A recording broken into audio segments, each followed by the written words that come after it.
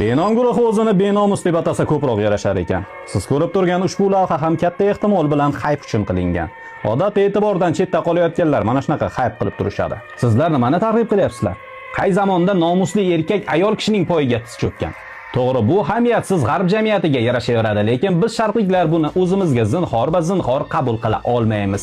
Biz ayolni har qancha muqaddas bilmaylik, uning poyiga tiz cho'kmaymiz va poyimizga ham tiz cho'ktirmaymiz. O'zi umuman merrimi degan nomussizliklar bizga qayerdan kirib kelyapti? Biz azaldan ota-onaning roziligi bilan oila qurgan millatmiz.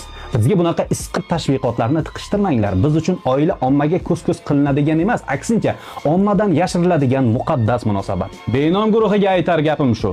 Nomingiz bo'lmasa ham nomusingiz bo'lsin. Yo'qsa nomingiz nomussiz bo'ladi. Vatan omon bo'lsin. Bu safar Benom guruhini konsertiga hamma tizzakashlar yig'ilibdimi?